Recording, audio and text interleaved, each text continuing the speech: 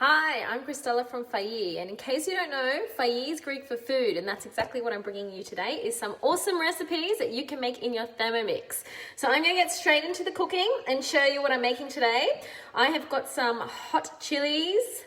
These are the red eye chili peppers, so you can use any type of peppers you like, but these are the ones I'm using today because they're super hot and I'm making a hot chili sauce for you today. And I'm just going to show you what I'm going to do. So I've got some chilies, some onion, and huge garlics. How awesome are they? And I'm just going to pop them all into my Thermomix. And then I'm going to chop them up. So 5 seconds on speed 8.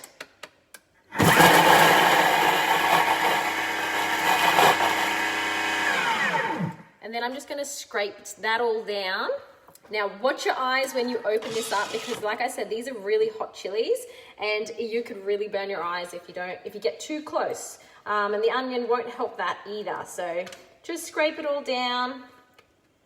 Now this is a free recipe on my blog. I have linked it in the descriptions. So I hope you'll give it a go. I really like to inspire you to try something new. And this recipe is essential for another recipe I've got coming up. That's also a free recipe that I really, really want to show you to get cooking. I think it'll be a very, very popular one. That one's going to come out next week. So I've got hot chili sauce going here. I've just chopped up 40 grams of chili, 2 garlics, and onion. And that was 5 seconds, speed 8. Scraped it down. You can repeat it if you want. I'm just going to skip that step. And then I'm going to add nearly everything else, okay? There's only everything except the xanthan gum, which I'll explain to you a little bit about that at the end. So you can add some sugar. Now, I'm actually not going to use sugar today because then a lot of people in my house can't eat it. So it is a very versatile recipe. You can change it up to anything you want. So you can use coconut sugar. You can use just your normal white sugar. You can use rapadura or coconut sugar. The only thing that it'll change is the color and a little bit of the flavor. I'm actually going to use honey today. Like I said, just so we can all eat it in our house because the recipe I'll make next week is one of my kids' favorites and I want them to be able to eat this. So that's what I'm doing. And I hope, it's really important that I give you those tips because we all have different dietary requirements. And I think it's really important that we learn to be able to cater to the different needs that we have at different times. Because actually a lot of people don't know how to do that. They just follow a recipe to the exact method or ingredients and things. And I think it's really important that we learn to be flexible and cater the recipes to ourselves. And if we do change an ingredient, what that changes in the recipe. So hopefully those little tips help you. If you're jumping on live with me, make sure you comment so that I know that you're here. And if you have any questions along the way, please feel free to ask. So I just added about 150 grams of honey. You can add it can be the same amount for sugar. If you're using something like xylitol or stevia, use a little bit less because it's a very, very sweet and otherwise you might get that little bit of a bitter aftertaste. But definitely will still work with those sweeteners as well. And you can actually even leave out the sweetener altogether if you prefer. It just offsets a bit of the heat. But yeah, personal preference on how much heat you like in the recipe. So I'm adding 250 grams of tomato paste. And you can make your own. I've got that recipe on the blog as well. I didn't make my own this time, just to be honest, because it's so much. And I only usually make my tomato paste when I find big boxes of tomatoes at the farmer's market or something. Now, in here, I've got water, apple cider vinegar. I better give you quantity. So 250 grams of water. Apple cider vinegar was 50 grams. So I'll just pour all that in. I just poured it in here so I could use up the rest of the tomato paste. So I'm not wasting things, and then I can keep that jar because I go through jars so much. Now, and then I've got 2 teaspoons of salt, 1/4 teaspoon of pepper, a little bit of paprika as well, and that's going to go in there as well. I think it's about 1/2 teaspoon of paprika, but I didn't really measure, I just tipped it in. And then that is going to start cooking, guys, so it's only for 10 minutes. Let me pop this on, 10 minutes. Now, when we say steaming temperature on our blog, it means your varoma temperature. Obviously, we just want to be compliant with our wording. So that's what that means. Hi, Emma. Nice to see you on with me. So if you've just jumped on, I'm making a hot chili sauce recipe today. It is a free recipe on the blog.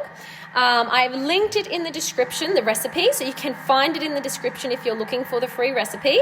Now, I'm encouraging you to make this within the next week, because next week I'm going to be showing you how I use this, and I'm very excited because it's one of my favorite recipes of what am I going to make next week that I use this sauce in.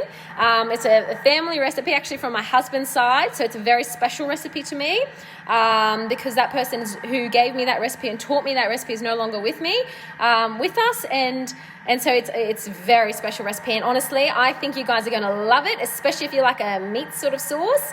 I think it's going to be a very popular recipe, but you have to make this because it makes all the difference to the recipe. Honestly, it will not taste the same if you do not make this recipe, so I highly encourage you to please try this recipe. So I'm going to show it to you on the blog.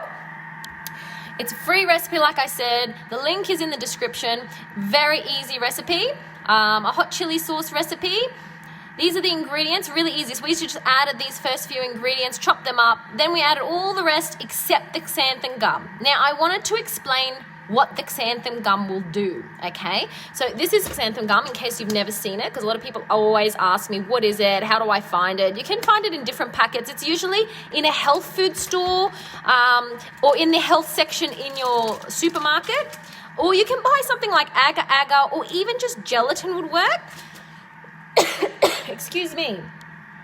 Honestly, all those things will work. Now, what that little bit of ingredient does, it's only like 1/4 of a teaspoon, so you could easily leave it out. It just means that your sauce will be just a little bit more liquid rather than that little bit of jelly that you get. You know how when you buy a chili sauce, it's a little bit more like a jelly?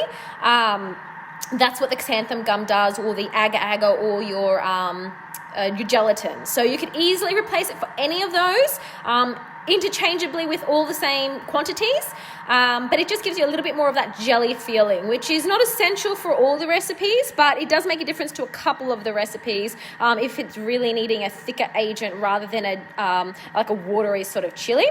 So I want to show you how it looks at the end. Let me just turn this around. So I've already made one here. I should have unscrewed that. Sorry, guys. No, I'm going to have to put my phone down for a second.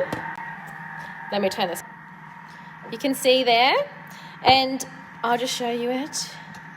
It's literally, you can see all the seeds and things, so you can change the type of chilies you use depending on how hot you actually like your chili sauce. So if you aren't very good with heat, you can use like the long chilies and de-seed them so you don't have the seeds in it, which means it'll be a lot less chili. If you love chili, you can add definitely some more or some hotter types of chilies, the smaller ones or whatever type that you enjoy, and the less sugar you add to the recipe, the hotter it will be, because that obviously offsets a bit of the heat. So it's heaps of like variations you can make with this recipe, and depending on how you want to use your chili sauce. But like I said, it's a recipe that I would love for you to try and make this week, so that next week when I show you how to use it, you have it on hand and then you can go and make it yourself. Now, this is cooking for about 10 minutes, as I said, and then what I'm going to do after, I'll just show you here, is I'm going to use my basket and replace it on top of the Thermomix. Now, the reason we do this is now it's just been cooking for about 5 minutes, and it's got the measuring cup, okay? And in my instructions, a lot of people get confused what I mean by replacing the measuring cup for the basket. So what I mean is take this off. You don't want it on there. See how that steam's coming out? That's going to be really crucial for the next step, right? Because this is going to let the steam escape, but if there is any splashing, it's going to catch it and keep it into the bowl, and that's going to help you reduce your sauce and help it thicken. And that's when after that, you will add the xanthan gum, okay? So that's what I mean by replacing the measuring cup with the steam. I just do this first so it can really cook down and break down the chilies and things a little bit, and then you just literally blend it up with your whatever thickener you want. So your xanthan gum, your agar-agar, you can buy them all in different types, but it's literally that easy, guys. That's how you make the sauce. Now, I just wanted to leave you with one more tip. I just want to say hi to everyone who's jumping online with me. Hi Jojo, and hi Kate from Perth. How awesome that you're jumping on live with me. Thanks for being here. I hope you are enjoying the recipe I'm showing you, and I hope you're finding it helpful. So I'm going to give you guys one more tip. So when you're cooking this and you've finished blending it up at the end, what I encourage you to do is use your lid to pour it into the jar so that you don't get it everywhere. Because don't forget, this is chili sauce. If you're going to spill it everywhere and then you're going to touch it on your hands and then you touch yourself, it's hot, okay? Like even when you're opening the lid, you'll feel it hit your eyes. It's a very, very hot recipe. So let me show you what I mean by that. So this is another lid that I'm just going to show you. That's my jar. If that's the jar I'm using, okay, just make sure the lid can go over it like that, so that when you're pouring it in, if it does go anywhere, it will just be on the lid and it's not going to go everywhere and you don't have to touch it. You can use your spatula to scrape it in. Okay, so hopefully, you know, I know a lot of people have seen that tip. A lot of people who are new haven't seen that tip.